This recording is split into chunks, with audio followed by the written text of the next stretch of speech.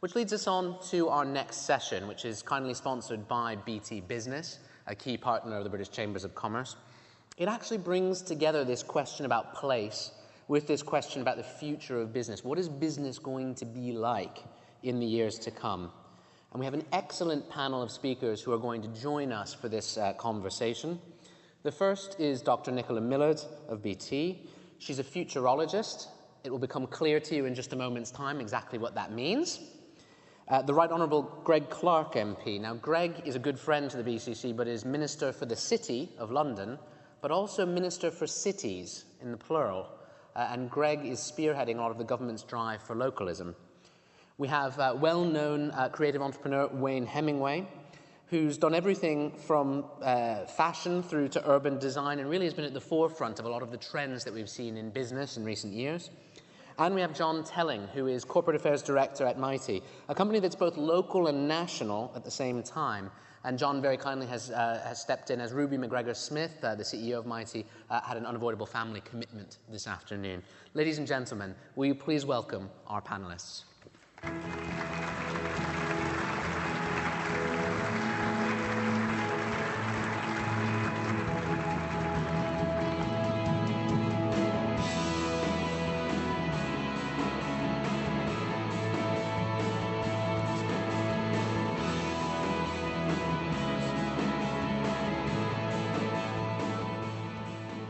I did say just a moment ago that it would become clear what a futurologist is when Nicola took the stage. Now all mysteries will be revealed. Nicola, over to you. Thank you very much. Hello, I am a futurologist, so I generally know what the first question is in people's minds. It's coming through now. The general ones I get asked are, of course, do I have a crystal ball? The answer is yes. Doesn't work though, so I do have to work slightly harder for my living than reading tea leaves and looking at crystal balls. Actually, that would be a really boring job, to be honest, and I have one of the most fun jobs in BT, so I am not going to complain. The other one I get an awful lot is, what on earth is a futurologist? And my answer to that is, I'm not really one, to be perfectly honest. I'm kind of more of a nowologist, or maybe a soonologist. We've had a huge discussion on Twitter as to what exactly my job title should be, because a lot of my work is not necessarily that futuristic. I always say that my futures span is usually anywhere between 3 weeks and maybe 5 years. So it's not that futuristic. Now, my role is a fun one. I'm actually based at Adastral Park, or Planet Adastral, as we sometimes like to call it in BT. That's BT's main research and development centre. It's out in Suffolk. We have about 3,000 people inventing the future there. In fact, I believe BT is the third biggest investor in research in the UK. We're behind a couple of pharmaceutical companies. But being very typically British, we don't necessarily talk about it an awful lot, and part of my job is to talk about it and also work with people like yourselves around how do we create innovation. And when I talk about innovation, I am not talking about technology necessarily. Technology is part of innovation, but it's the application of technology that makes innovation really come to life. Now, I'm a psychologist, not a technologist, so my role is to take a lot of that research, a lot of that technology that BT has, and actually say, how does it change the way that you do business? Because innovation is about changing business, not necessarily about technology. What I thought I'd do today is to give you a little bit of a flavour of some of the trends that we've been spotting around the future of work. I always say part of the joy of my job is I get to work with all sorts of really interesting people. And that includes a lot of academic partners who truly are the futurologists, to be perfectly honest. So what I'm going to talk about today is the result of a partnership that we've been doing with London Business School, and in particular a lovely lady called Linda Grattan. You may have read her book, The Shift, I believe. She tells me it's outsold 50 Shades of Grey in Japan. I think that says a lot about the Japanese, to be honest. So I'm working with Linda in London Business School. We also do an awful lot of work with the likes of Cambridge University and Massachusetts Institute of Technology as well in the US. So I get to talk to really fascinating people. But I want to talk today about a few of the trends that we think are influencing the future of work and the future of business. If you watched Sesame Street in the past, this session is sponsored by the letters C and the letters D, because they all seem to fall in a bit of a pattern. I want to talk firstly about 3 big trends that I call clouds, crowds, and customers. And then another couple of trends that I call the death of Dolly and Dilbert. Let's talk about customers first, because frankly, we should all start with customers because they're kind of our livelihood. The weird thing about customers at the moment is that they really are super powered. They've got the internet, they've got lots of transparency, and they have those wonderful little devices that I like to call superphones now, because is it a bird? Is it a plane? Is it a laptop? Is it a phone? Is it a tablet? I do not know. It's all becoming one. The thing is that we are, as customers at the moment, are becoming very savvy shoppers. We are very sensitive to value for money at the moment. We are much less loyal than we used to be. We can shop around and we can be global in the way that we shop and consume now. So we have lots of transparency and lots of challenge from very increasingly informed customers to deal with for a start. That's just the first thing. Of course, the other interesting thing in terms of the future of work is that we're increasingly becoming consumers at work as well. So a lot of the behaviors we see in the customer space are being brought into the workspace as well. It's not as if we're walking through the doors of the office and turning into a completely different person. So we are using apps, we are using our own devices, we are using all sorts of things to help us make decisions at work as well. Now, that's part of the interesting challenge for the future of work and consumerization of the workplace. There was some discussion in the previous session, apart from on zombies, but some discussion around generational change. I think generational change has been hyped a little bit in the workplace, and particularly around that consumerization of work piece. So we've got a lot of discussion around Generation Y and Generation Z, who are potentially going to completely change the way that we do business. The thing is, actually, I find the much more fascinating stat and slightly more scary stat around the fact that by 2020, in the workplace, we are going to have 5 generations for the first time working alongside each other. We're going to have the traditionalists who can't afford to retire, the baby boomers, the Generation X's, that's me, Generation Y's and the Generation Z's. Generation Z at the moment, they're those rather weird creatures that are probably sitting in your lounge playing with the Xbox, actually more likely to be in their bedroom. I always say, when I was 14, I used to get sent to my bedroom when I was naughty. Now, disconnection is the ultimate punishment. So they are very much reliant on the mobile phone and the internet connection. If you take those away from them in the workplace, well, all their friends will think they are dead, but the way that they actually collaborate and communicate has been taken away from us. So they have got the potential to revolutionize the workplace if we allow them to. But we've also got the possible discrepancy between traditionalists, actually anyone over 35 to be perfectly honest, because we love things like email. Ask a 24-year-old or under about email, generally they will roll their eyes and go, what's the point of that then? So if we look at the future of collaboration and connection and communication in the workforce, those 5 generations at work could be a problem because we're going to have anyone over 35, sending an email around to potentially anyone under 35 who just won't read it. So we've got some challenges in terms of that consumer shift, both from us as customers, but also us as customers at work. So that's the customer piece. Clouds. Now, you're probably going to go, oh God, she's from a technology and telecoms company. She's going to tell me about cloud. Bear in mind, I'm a psychologist. I think clouds are things in the sky. I am not going to talk about the technology of cloud. I am going to talk about the fact that cloud actually frees us from doing things that are fixed. It unbuttons us from the desk. We're not reliant on being on one place. All we need are the Wi-Fi wings to fly into the cloud, and we can literally work anywhere. The other thing about cloud is it's a nice game changer in terms of it gives everyone access to pay-as-you-go services. So it's not just the big boys that can actually afford to invest in things, particularly technologies, because you don't have to invest in infrastructure. This causes the death of Dolly and the death of Dilbert. So the death of Dilbert, the other Ds, so the Ds are really around death of Dilbert. He's not dead, by the way. His cubicle might be, though, because one of the things around cloud and that work anywhere principle is literally if you have a browser, you can work. That is changing the nature of the way that we use physical workspaces, particularly things like offices. So what are offices for now? In actual fact, what we're finding is offices are places to socialize about work, rather than necessarily work. Because as Jason Fried puts it, beware the M&Ms, the meetings and the managers, all those distractions that happen in the office. So actually, sometimes the best place to work could be at home. Not if you're from Yahoo, obviously, but it could be at home, and certainly in BT, about 10% of our workforce permanently works from home. Typically, we get about 20% extra productivity from those guys. Not everyone can do it, though, and I'm a terrible home worker. I go slightly insane. I'm usually singing opera by about midday. I don't know why it spontaneously comes out. I can't work very well at home. Actually, my option is the coffice. And this is where the C's come in again. The coffice is basically somewhere where I've got good cake, good coffee, good connectivity, and company, but not company I know.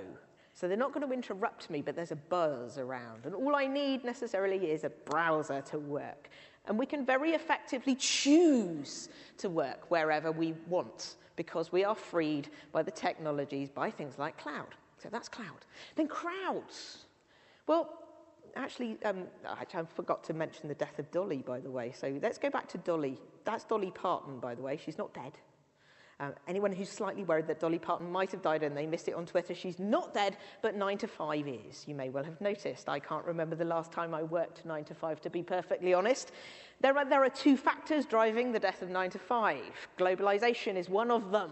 So the fact that we may well be collaborating with people around the world, interesting debate around local versus global. We can collaborate globally now, but we do have these weird time shifts. So I work a lot with Australia, I work a lot with the US. So my day sometimes is 5 a.m. to 9 p.m. It's a weird day when you do something like that. But it's not just globalization that's driving the death of the 9 to 5. It's also those lovely devices that are always on and always on us, and like a 2-year-old, continuously scream for our attention. So, you know, sometimes that can be a problem if you're stupid enough to leave your BlackBerry on 2 in the morning when it starts to buzz and vibrate and go, look at me, look at me. You do it because actually psychologically we are wired to be infinitely distractible and we love novelty. So as soon as these things buzz or flash, there's a temptation to actually go and answer them. And actually some of the evidence points towards that sometimes our technology, although it may look as if it's making us more productive, is actually making us less productive because it continuously interrupts us. And also we can't switch off. So that's the death of Dolly and Dilbert. I'm going to finish off by crowds, because I think this is a very interesting one, and it's not just about social media. It is really about how can we start to open up things to customers, for a start. So how do we put ideas out there and start to crowdsource and innovate with customers in a very cheap way, just put ideas out there. Now, of course, I call this psychic income, because some customers are really passionate about stuff, sometimes surprisingly passionate. We've got this one guy in BT on our forums called Mr. Jolly. Mr. Jolly currently gives us 39 hours a week of free consultancy. He does not work for BT, but what he loves doing is going onto our forums, finding out what problems customers are having, and then solving those problems. He loves doing that, yet we don't pay him. In fact, probably if we paid him, it would devalue it. What we have done is included him into our beta testing community. So he gets to play with stuff, break stuff, find all the problems with it, solve the problems, and then tell us about it. He's possibly the world's greatest customer. And we can start to use that kind of resource really powerfully in building products and services. But the final one on crowds, and I think this is an interesting one to leave you just on the local debate, is crowds also opens up a workforce in the cloud. One thing I asked 5 years ago was, what happens if Amazon starts to sell jobs? The answer to that is Amazon do sell jobs now. There's something called Amazon's Mechanical Turk. And these are jobs that they call human intelligence tasks. So not just automated things. It's things like building PowerPoint presentations, writing copyright, doing things like making videos. So things that you do need skill to do. And yet what you can do is put these jobs onto Amazon's Mechanical Turk, and anyone in the world can bid for those jobs. I think those kind of forums are not going away, and there are all sorts of specialist forums, global forums, offering expert skills around the world, and particularly opening up markets like China. I think the real challenge into the future for the UK especially is how do we make sure that we keep some of that expertise local, that we make Britain work, that we keep the experts, and actually potentially sell our local talent overseas as well, because the tools will enable us to do it. So we're going into a future of clouds and crowds and customers, which is causing the death of Dolly and of Dilbert. Welcome to the future of work. Thank you for listening.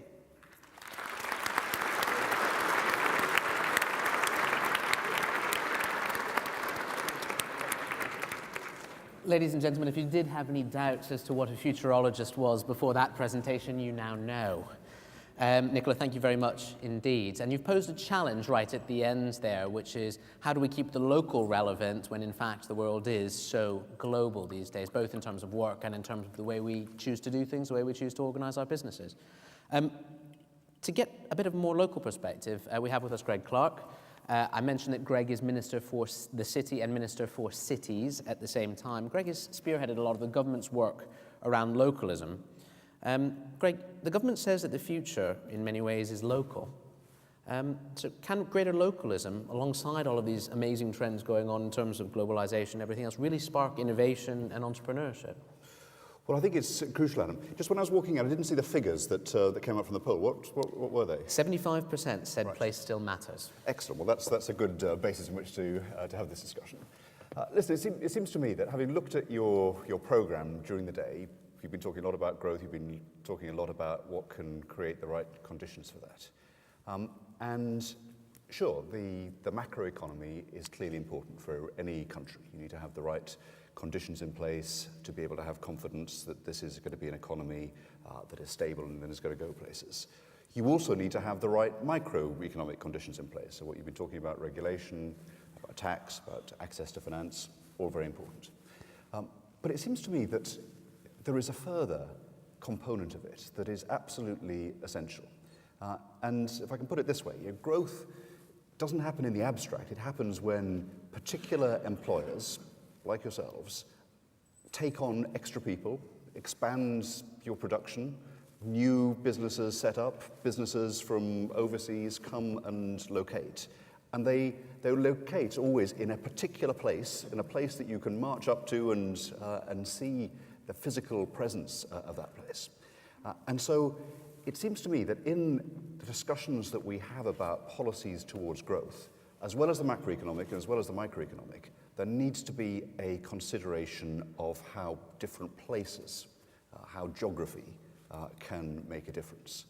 And just as a national economy can be run in a way that is conducive to growth, conducive to business success, or has impediments to it, I think that is equally true of particular places, particular local places. Whether that's in terms of the leadership, places can be well run, or they can be badly run. They can be run in a way that actually helps and encourages and supports businesses, or they can be run in a way that erects obstacles and barriers to business success. In terms of the characteristics of places, you can have some places, perhaps cities, that have the right local, perhaps transport infrastructure that makes them a good place to locate.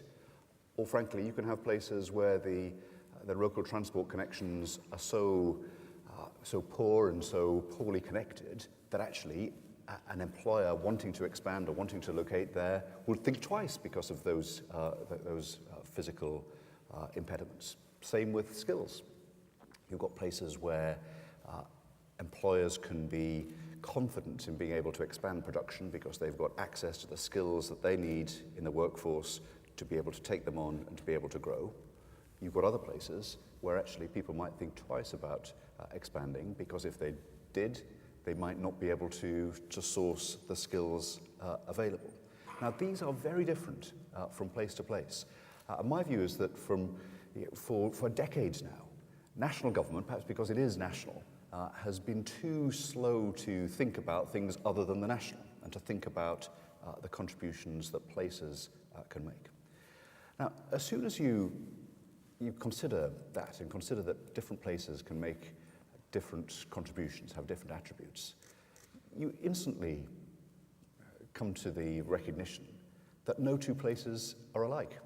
Every place is different, whether it's in this country or around the world. Even places that are quite close together geographically. I don't know whether we've got people from Liverpool and Manchester in the room. Not very far apart, 35 miles or so. Very different in terms of the industries that are there, different in terms of the skills, different in terms of the local politics, different in terms of the connections. And they're cities that are very close together. When you consider the whole country, vast differences between the infrastructure that a place can count on, the level of skills and educational attainment that are there. No two places are the same. And so to have a set of national policies that's impervious to the different requirements of local places is a real handicap, it seems to me. That if you've got a policy that is right for the whole country, it may well be the case that it's not right for any particular place. It's not sensitive enough to the needs of particular places. And so my view, and the reason that the Prime Minister asked me a couple of years ago to become Minister for Cities in particular, was to try to inject into our discussions on policies affecting growth a real local perspective, to break open the Whitehall way of thinking to local difference. I think it's particularly important that we do so for a number of reasons. As Adam said, I've been appointed the Minister for Cities. Why cities? Well, cities are where most of the population live and work. It's where most of our biggest universities are located. It's where most of our businesses are headquartered. If you really are serious about growth, then you have to have, it seems to me, a real commitment to help individual cities grow. And if you look around the world and around Europe, despite the fact that we, in some ways, were the nation first to produce cities, first to urbanize, actually outside London, the performance of our big cities has fallen behind a lot of our competitors. So in this country, if you look at GDP per head, national income per head, across the 8 biggest cities outside London, they're all below the national average, apart from one, which is Bristol. So all of the others are below the national average, only Bristol above. If you just look over the channel, over the continent, of the 8 biggest German cities outside Berlin, every single one of them is above the national average in terms of income per head. In Italy, I think 6 out of the 8 are above the national average. In France, they're all basically clustered at above or around the national average. In other words, you've got a norm on the continent that the big industrial cities around the country are motors for the growth of the national economy, whereas so far, over recent decades, the situation in our biggest cities is that they've been pulling the national average down. So we need to turn that around. It needs to be an absolute priority to do that. Now, to go back to what I was saying a few seconds ago, I think the only way you can do that is to recognize the differences and the different needs of particular places. And even with the best will in the world, I don't think it's possible for ministers and officials sitting in this part of London, SW1, to know what are the precise right interventions that Bristol needs, for example, to solve its infrastructure problems. What are the things that employers in the West Midlands, perhaps in Birmingham or in the Black Country, need to be able to count on the skills that they need? So it has to involve giving powers that are currently held and exercised by ministers and civil servants centrally, to give them back to local places, crucially involving businesses, so that the decisions on, for example, how transport investment is spent is not done down the road in the Department for Transport, but is done through a consideration by the businesses in a particular area, the civic leaders in a particular area, they can make those decisions. Now, the benefit of doing that, one of the benefits of doing that, apart from making the right decisions and making more sensitive decisions, it seems to be this, that you can expand the pot. Because actually, if you've got some national funding that would have been deployed by central government, that is made available locally.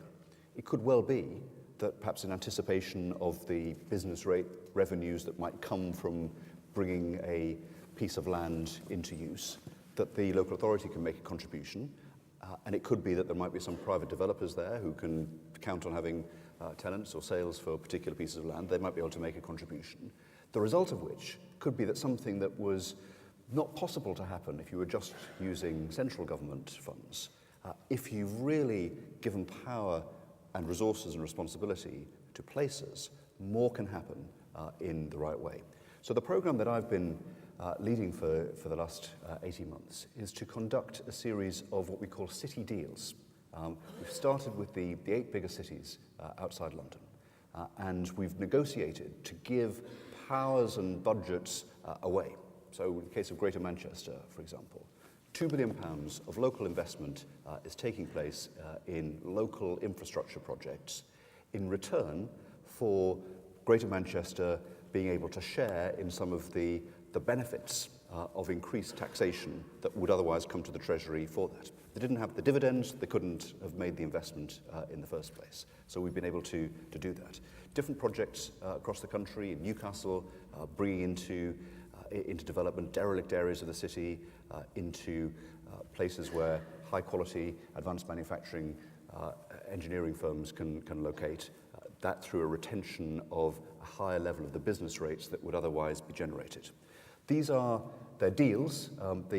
The language of a deal is deliberately chosen because this needs to be, as any deal that you do with your clients and suppliers is, there needs to be something in it for both sides. There needs to be something in it for the local area, there needs to be something in it for the national economy. But I'm totally convinced that it is possible to strike deals that, in the best sense of the word, are good for both sides with places right across the country. And in so doing, we can make things better and more conducive to business success in particular places. And as a result of doing that, we can help the national economy. Brilliant. Greg, thank you very much. So we've heard from Nicola, power to the individual. We've heard from Greg, power to places. Now we've got 2 business people who can tell us how they interpret these trends and what it means for them. Wayne, let me turn to you first, if I can. Looking at your trajectory in business, started in a very local place, on a market stall. Now we were having a conversation in the green room before this session saying you can work anywhere, reflecting some of what Nicola was talking about and how your business has changed over time. What advice would you have for someone starting out now and dealing with these 2 trends? First, individual has more power. Second, place still matters. Well, before I get onto that, I want to kind of add to and maybe counter some of the things that you've just gone on about. For the last 15 years, Hemingway Design, my company, has been working in regeneration. That's been part of what we do. And there's one thing that we've learned for sure, in that place matters. You know, nobody, you'd have to be a very sad bugger if you went to buy a house and you went to buy that house because you loved it and you didn't think about the place where it was first, you know. And I genuinely don't think that any government or any major house builder understands about selling place yet. If you did a poll about how many people have bought a home as a result of what that house looked like, they'll all say, but the first thing, and you give them a list of things why they bought it, the first thing is really about place. So place is absolutely, and you're saying it, you're talking the talk, you've got to walk the walk now, you've got to change so much of what your government has done and what previous governments have done. If you look at what young people are doing, and what, you know, my kids' generation, what they're doing with their lives, local, you know, the internet may have made their lives global, but they are acting locally more than ever before, and what they are doing is they are changing places. They are doing, you know, the big society without ever wanting to use that phrase, obviously. And if you look at the most exciting places in the world right now, the places that are absolutely motoring and where we want to do business and are places like Hackney. Now, Hackney was a crap name, wasn't it? 5, 6, 7 years ago. What has made Hackney? It's not government. It is people that have done that. It's happened almost despite councils. If you look at Williamsburg in New York, me and the missus are off to New York in 5 weeks. Where are we going to stay? We're going to stay in Williamsburg. Now, 10 years ago, the idea that you'd stay in Williamsburg or Brooklyn would have been impossible. And bloody Beckham's named a kid after Brooklyn. That's how the brand of Brooklyn has gone up. Look at the MITIE district in Berlin. The MITIE district was an area of drug addicts, but it was taken over by creative people, and now, without a doubt, it's the second only to London, probably in terms of the exciting part of Europe. And so, I think we've got to start looking at what are the major contributors to quality of life. That's what business has to look at. If it understands quality of life and looks at that first and not bottom line, then bottom line comes along. We never, ever talk about profit. We've been going in business, we sold Red or Dead when it was turning over 25 million. We've never borrowed a penny in our lives. We've never, ever done a thing about what is bottom line about. All we think about is what makes people happy. And if we get that right, we know that we are going to actually make money and employ people. And what makes people happy? It's really easy. People want stimulating and rewarding employment. We do want to go to work. We want decent, affordable homes, access to leisure, decent education, ability to enjoy stimulating social life.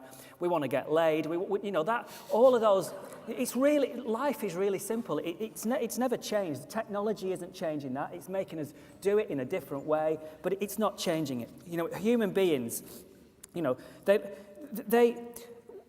also we've got to realise that that life moves forward all the time. Life is about new creative ideas, and you hear this dalliance with the creative industries, and isn't it important? And Ed Vaizey or the Labour equivalent will go and support it for a while, but actually, it's the second biggest driver of the economy. It's worth 47 billion to this economy. But how many people in here, think that creativity is in a business is less important than the bloody accountant? The accountant is there to take, to reap the rewards of what the creative thinkers do. The accountant is obviously part of the team, but it's way down below the people who are coming up with the ideas, and we're still not celebrating that. We have to start celebrating that more. I'm going to go on a little bit more because he had quite a long time. I know.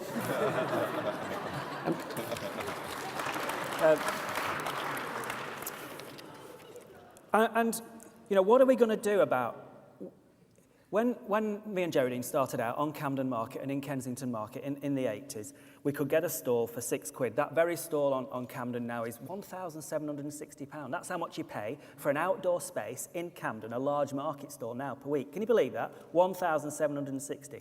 What we're going to do, where does somebody start? Kensington Market, Kensington High Street, where we started. It's now bloody PC World. We've allowed the pension funds to take away places that young people could start up, and we think that the internet can replace that. Can it help? The internet will never replace, if we think the internet is the future of human interaction, then we can say goodbye. There's no point employing Mary Portas or any 100 Mary Portases, because it means that the forum where Romans met, which is the town centre, is completely gone. We have to understand that the pension funds made a mistake. We as a society made a mistake by allowing the city centres to be owned not by us, but I suppose you could say that a pension fund is us, but it isn't really, because we can't get our hands on it. That it's all, we've lost our town centres. It's our city centres, maybe not our small towns, but we've lost our city centres. We should chat about why are German cities performing better than ours. Well, one of the reasons is they've not been homogenised.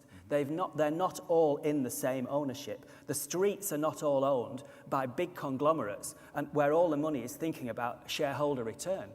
You know, there they have, look, what are we going to do about taking it back? Are we going to be like the French? Are we going to nationalise our high streets? Are we going to do compulsory purchase? Probably not. We're too greedy. You know, but something radical. We need some radical solutions. No tinkering around the edges will do right now, or our cities will fall further behind the German cities, further behind the Swedish cities, further behind the Danish cities, and keep falling behind. Because the opportunity is not there for the new generation, for my kids' generation, to do what me and Geraldine did. So much of we couldn't have started our business and built up our business without manufacturing on our doorstep. Try being a young person and making something and dealing with China. Just try it. Try dealing with Poland. Try dealing, with.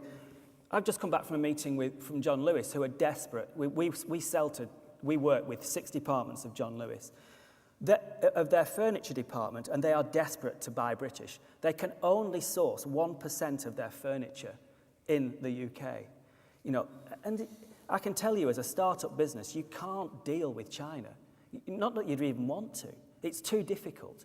So, how obviously we know that manufacturing is important, and that's part of the joy of work as well. So we've got to do something around that.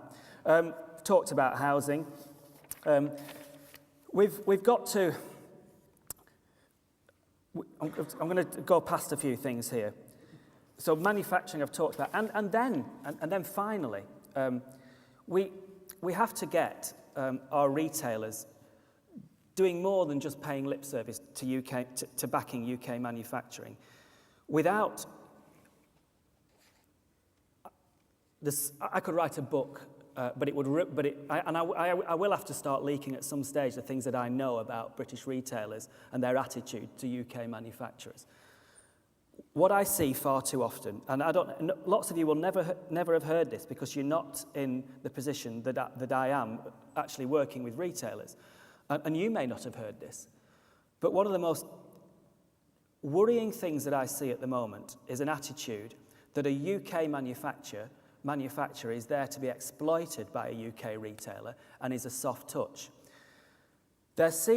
We've got a situation especially in China at the moment, where security of supply for UK retailers is becoming increasingly difficult because the home market in China is growing and the middle classes are growing. And so, and all of a sudden, rather than treat the Chinese manufacturer with disdain, like retailers used to say, you've got to make for us because, we're the UK retailers, we're the best in the world, you make for us. They're going to them now, and they're willing to pay, they're willing to accept terms from Chinese manufacturers that are better than the terms they'll give to UK manufacturers.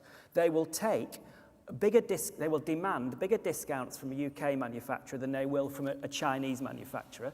Because what they're frightened of doing is that by not treating the Chinese manufacturers right, that the Chinese will sell more to their home market and more to the American market, and so they're making their margins out of the UK market, which is which UK manufacturers are really struggling, and so and that's just that attitude. And we've got to change that. The only thing that can change that is we have got to do what we tried to do in the 70s, and that's buy British. Because and that's not about jingoism, and it's about that things are going wrong if we don't. Anyway, I've said my piece. You certainly have.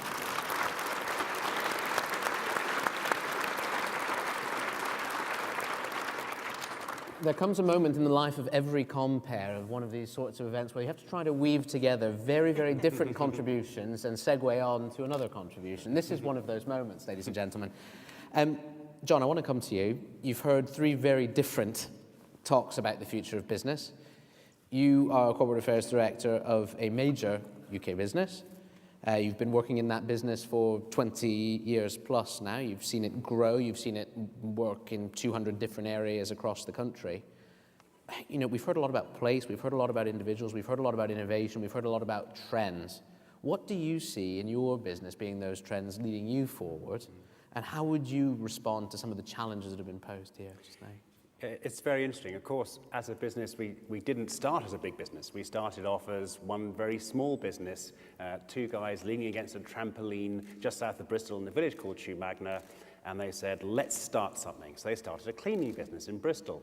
And that, over this last 25 years, has grown now to be quite a substantial national business. But it was founded, really, on a collection of local businesses providing the best possible service they could, doing whatever that service was, in the area in which they operated. And that was absolutely brilliant in terms of getting the business to scale. But what then hit us, and I think this is something that's going to become an increasing trend, is our markets changed significantly. Because what happened is the larger private sector customers, and also to some extent the government, started buying bigger contracts with more services in across different geographies, and they wanted them to go on for longer. So we then had to convert our business model from being pretty much siloed local businesses into ones that could do more than one thing. Of course, they had to continue to provide that very local personal service, but they also had to, for example, be able to relate to a bank on a national contract, or perhaps a manufacturer that wanted a service that was going across different territories.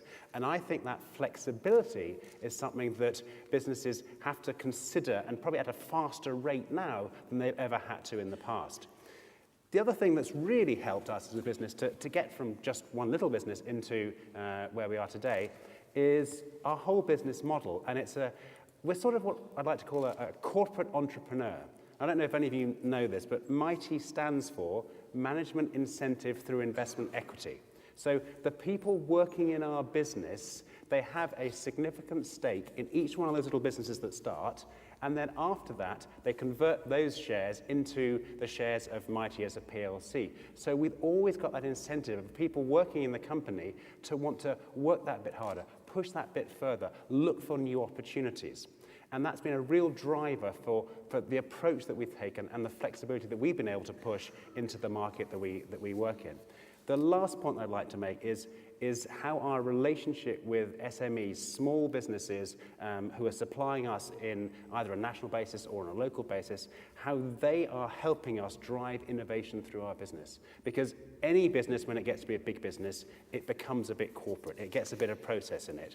But the key to us staying in the right place for our customers is bringing in all the innovation that is happening locally in the small businesses and getting developed on a daily basis around the country. So my overall point is it's flexibility, it's using the points that everybody else has made because businesses can't stand still to prosper.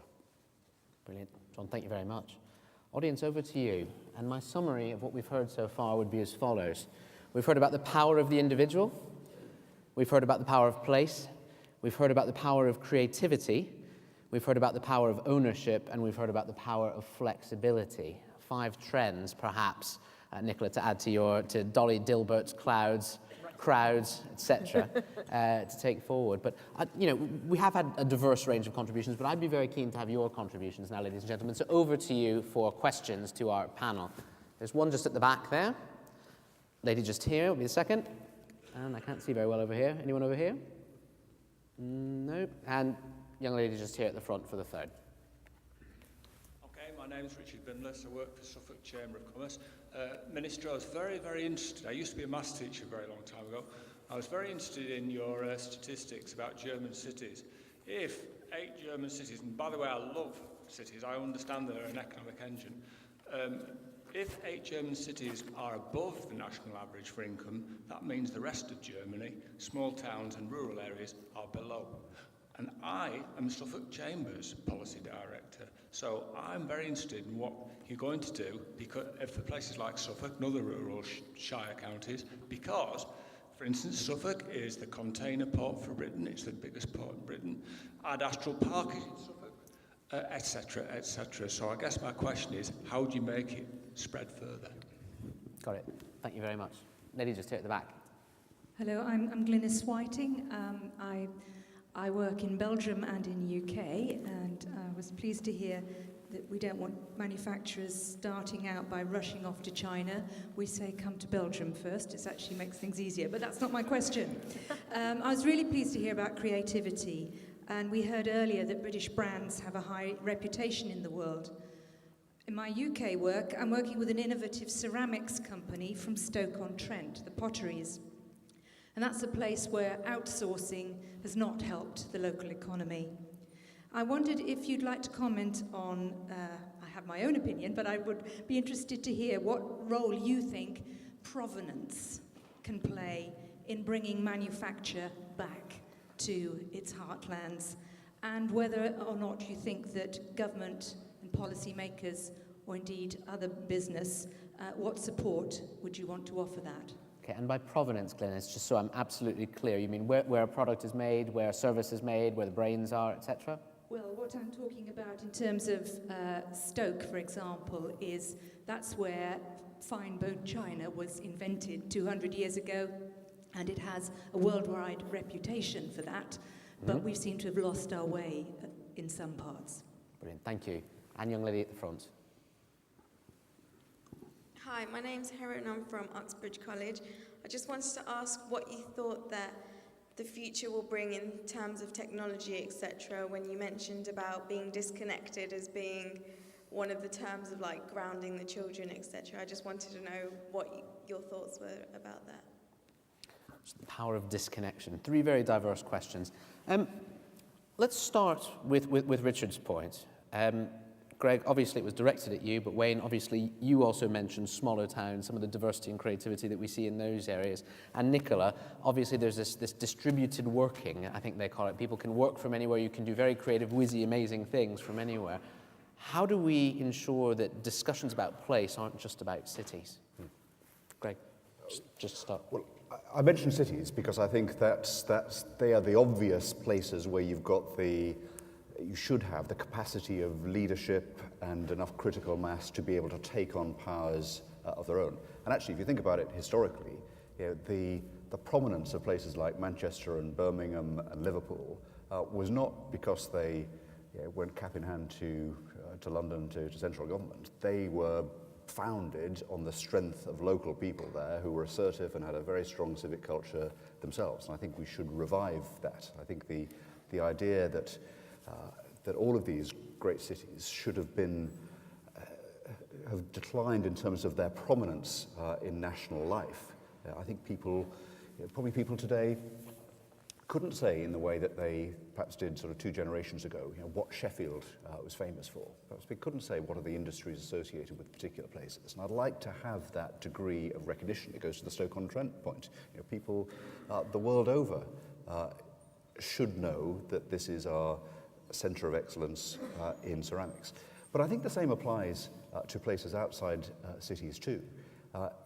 In some ways, the culture, the challenges, the geographical features of an area outside cities are even more known principally to the people who live there and who work there.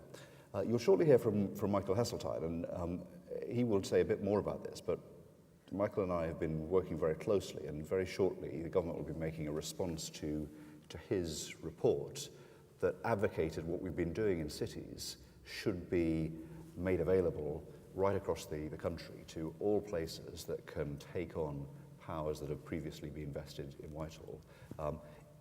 We're at a very exciting juncture of this. As I can't say too much just now. Michael might be a bit more indiscreet.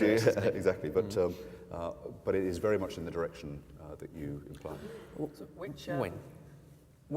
Just name one of the towns that you mean in Suffolk. No, just name, but you must be talking about, name a medium-sized town there. Anything from Ipswich, Stowmarket, Bury St Edmunds. Okay, the business people there are as vibrant as anywhere else. So let's pick Stowmarket then. Do you think that might have a brain drain of creative young people who might head for the bright lights of London? Does it? Do you think it does at some stage? Yeah. Sorry, I can't see because of the lights. You'll have to. All right. So you're saying yes. I would say that it definitely does. And that's a very big loss to Stowmarket when you start to lose creative minds. And the only way that you can stop that is to realise that you have to behave like parts of a city to retain those. And the reason that people, when at a certain age, move from there, I'm going through this at the moment because I'm from Blackburn and my wife's from Burnley, and we left very young. You know, we left when we were 18 years old for the big city, for no other reason than it was a little bit boring where we were. But the situation's got worse. And towns are asking people like me to come back and talk to them, and how can they keep, you know, even with education, even with having good colleges and good universities. We've been doing some work with Preston, which has got a fantastic University of Central Lancashire, but they still cannot stop this drain of people going there to get their education and heading off somewhere bigger.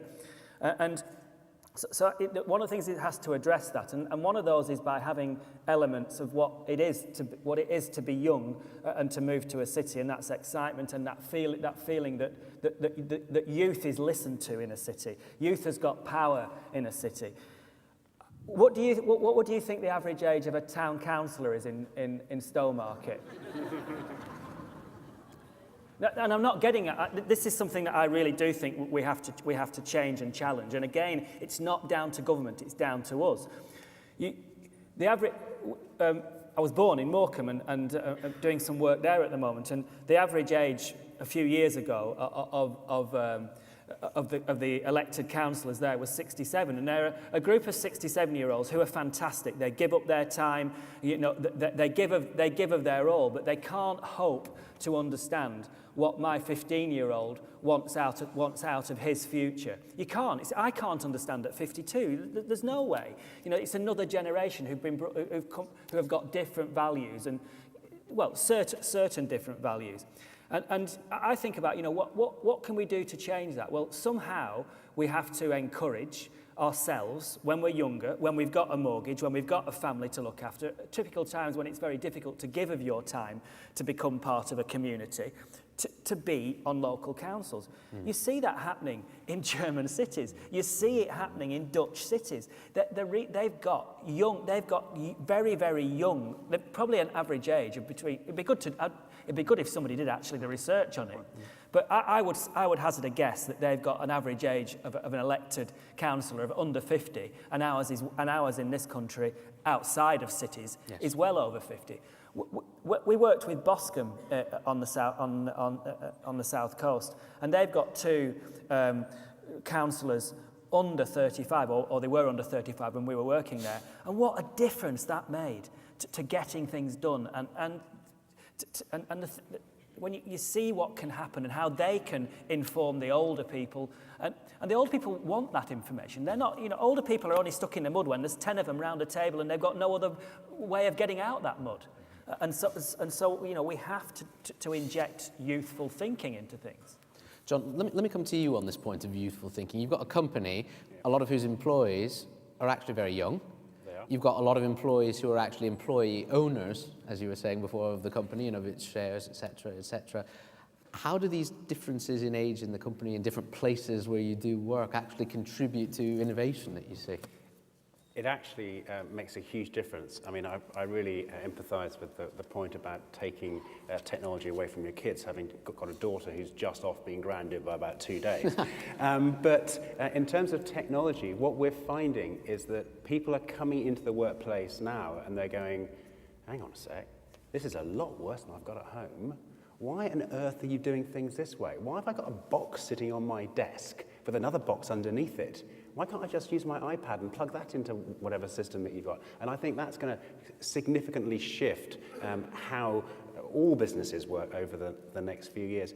Coming back to a point that Wayne made, I think that whoever comes up with a really clever way of taking the empty shops on the high street and converting them into your places where you can go, not necessarily a Starbucks, but places where people can go and link up together and find a sort of a workplace close to home and start to rebuild your community. I think that's going to be a really key part for how this country is going to move forward, because we've got the brilliant people in the country.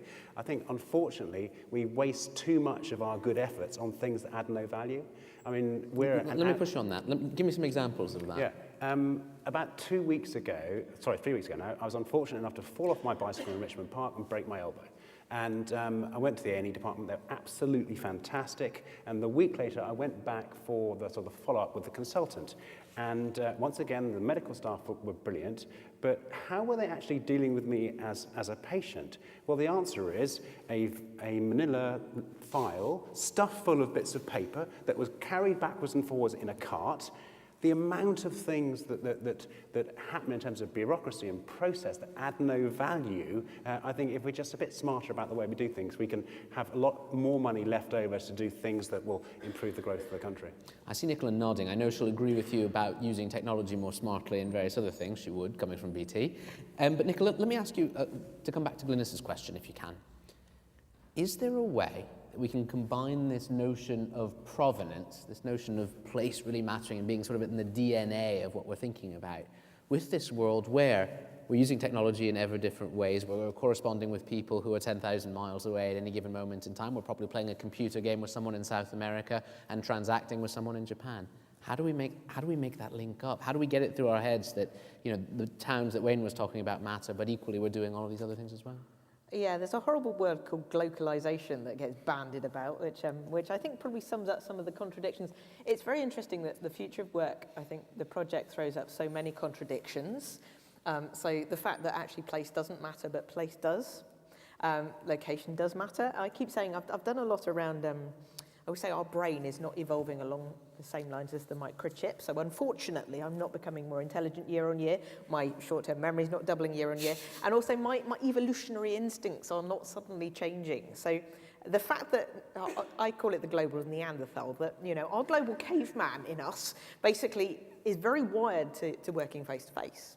And actually, although we can work in a very distributed and virtualized way now, using a huge amount of collaboration tools, we have so many of them, that actually there is still a natural instinct that face-to-face matters, and it does.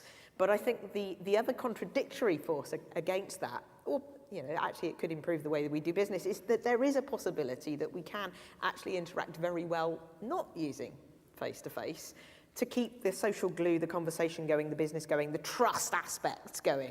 I call it fast trust. So how do we build fast trust with people who we're collaborating with, but we may never meet for a number of reasons? Well, petrol prices are going up. We don't really want to fly around the world. All of those things are kind of acting against us necessarily, trotting off and doing face-to-face all the time. The trouble we find, and going back to the technology, is that people are using tools like email to collaborate. And I keep saying email is a terrible collaboration tool. It's a good information sharing tool, terrible collaboration tool. But we've got all sorts of other things coming along. So we're getting this rise in video culture, and we're all starting to use video very naturally in our homes. We're consumerizing the video space through things like Skype and FaceTime.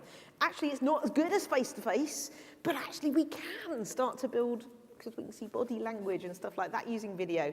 And it's starting to come into business. So we're starting to get this strange contradiction. Still, face-to-face matters. It's incredibly powerful. It's the easiest way to build trust. But in actual fact, we can collaborate in a virtual way as well. And the trick, I think, into the future of work is getting the balance right between that global and local, the glocal piece. Can I say something on provenance? What you're saying about provenance is very important, but provenance can't work on its own. It's great when you know that a brand's got a history and that history is in manufacturing and that history is in the UK, but people have got to understand what it means if you do follow that provenance and buy into the provenance.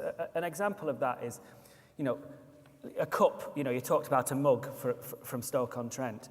You know, some people would argue that well, it's going to cost 50p or £1 more for that mug than if I bought one down in Debenhams that had come in from Portugal.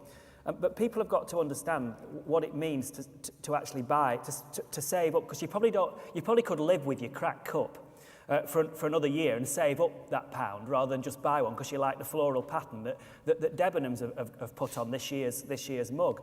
And people have got to understand that by following that provenance, it might mean that your niece gets a job, you know, as a ceramicist in the future because they've kept that factory. But people don't think like that. I don't think that the dots are joined up. And then you talk about time wasting, and we get all upset about You know, the press go, oh, we're losing another set of retailers. I laughed when Blockbuster went down. On the news, it said video and DVD retailer Blockbuster. Well, when the last time you fucking put a video in it? You know, why do you need to buy DVDs? They've got Netflix, you've got BT, you've got all these, it's a thing of the past, it's gone.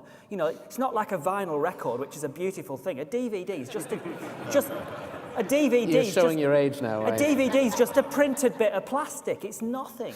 So we don't need it anymore. But if we could start to think, you know, oh, that's gone, but how can we get, what do we need to preserve, and what doesn't matter? But it's all the time, oh, that's gone, doom and gloom, bring Mary Portas in. Think about the things that we, you know, as if she can do anything. You know, think about what matters and say the gospel of what matters. Jessop's didn't matter. Why do you want to carry it? You know, when the Nokia 920 comes out, it's in America at the moment, when that comes out, why will you ever need a camera in your pocket unless you want a big camera? There's no need, it's gone. We've moved on, we've been clever. Designers have solved that. One of the things I think this session is teaching me, though, is that sometimes we as business people aren't necessarily at the forefront of that change. Sometimes we're playing catch-up for a very long time. We're sort of swimming towards that wave that's about to break at the shore, but we realize we're 3 or 4 waves behind. I don't know why I think this, but I feel like that tends to be more the case here, perhaps, than it is in some other parts of the world. And I wonder, Nicola, whether you see places out there, because we are talking fundamentally about places, aren't we, where they're actually at the first wave rather than a little bit back. Yeah, I mean, I guess I have the pleasure of working around the world, so I do. And one of the weird things around innovation I'm finding now is also around how connected people are. So I'm in Sweden a lot. So I was in the middle of a lake in Sweden and I got a Wi-Fi signal. You know, I literally, you know, if you want to collaborate or contact people or communicate, that's the first thing you need to do. Can't get a mobile signal in half the UK. Yeah, the other thing I think that maybe holds us back in the UK is maybe we're a tiny bit cynical sometimes about new ideas and innovation. And there's a lot of, I'm doing some stuff at the moment around innovation and agility in particular. And I think that I had a retailer actually push back on me the other week going, well, we can't do innovation because it's too expensive. And I'm thinking, okay, so if you're not going to do innovation because it's too expensive, actually your business model might ruin you. And that would also be slightly expensive. So I think one of the concepts we're trying to get through at the moment is around that innovation process. Firstly, doesn't need to be expensive. Secondly, I love the idea of experiments, and we've been doing a lot with London Business School at the moment around just run experiments. You don't need to spend a lot, but you can time-bound them, and you can create control groups. And if you want to be convinced, because sometimes we are cynical, we want data. Let's do an experiment and see if it works, and just change one little thing and see if that changes the way you do business, because in my book, innovation is not about necessarily buying large technology. It's about applying stuff to change the way that you do business in an innovative way. And I think because we are relatively cynical, we probably do need that data. And actually, I think the experimentation bit possibly is the key to agility, but also around the fact that it's not necessarily expensive to do this. And if you fail in your experiment, you've learned probably a lot. So as Mark Zuckerberg says, fail fast, fail cheap. I want to come back to experimentation and ask both John and Greg something. Experimentation in business, along the lines Nicola's just laid out, is that something that you do in your business? And Greg, the question for you is about experimentation and failure. Mm-hmm. Whitehall is allergic to places trying things and failing. If anything fails in this country, we go back to absolute mediocrity and nationalized versions of services and things like that. Surely that can't be right if we have a chance at some of these innovations that we see in the business community. So John first, then Greg. The main point on this for me is that experimentation is brilliant, provided there is a degree of control of it, because you can't innovate an experiment to the point that it might mess your business model up. So you have to look at it properly to say, okay, how is this going to affect my business? What improvements will it really make? And then extrapolate to see what impact, unfortunately, on the bottom line that might have. Because a lot of experimentation, if it goes wrong, could be very costly. So we do exactly what you suggest, which is we try it in a little area, and if it works, then we'll roll it out beyond. We very rarely go, this is the best thing in the world, big bang, the whole business, because it's too risky. Okay. Not asking you to do a big bang in government, but the civil servants seem to hold back on doing even a little bang sometimes when it comes to doing something locally. Do they not? Absolutely. This is why this whole process of decentralization is a real battle to change the natural caution about things. And in particular, if you've got an approach to government that everything has to be the same everywhere, then apart from anything else, that is an enemy of innovation. Because one thing you can find is if you allow Manchester to do something different from Stowmarket, for example, actually you might discover if you've got 200 different ways of doing things across the country, one or two of them might succeed very spectacularly and be emulated by others. You'll never have that if you just have a single approach, which is likely to be very cautious because obviously the stakes are higher. If you're going to have a single uniform national policy, then you need to be absolutely sure it's going to be right and is not going to have any unforeseen consequences. So I think having the centralized system that we have is very anti-innovation. I think there's also something in the political culture as well. Over the road there at the House of Commons, when I was first elected, I was on the Public Accounts Committee of the House of Commons, which some of you will know, it looks twice a week at individual government programs on the basis of a report from the National Audit Office, and it's usually something that's gone wrong. And the permanent secretary of the department responsible is always the witness who's summoned before this committee that sort of styles itself on one of these kind of congressional kind of committees. And I noticed that the reports came thick and fast. And sometimes I kind of guessed that some of my colleagues perhaps hadn't read the report into which the hearing was. Now, you think this might be difficult for questioning, but no, because there was a particular question that they could ask the witness, the permanent secretary, that would always have a very gratifying response.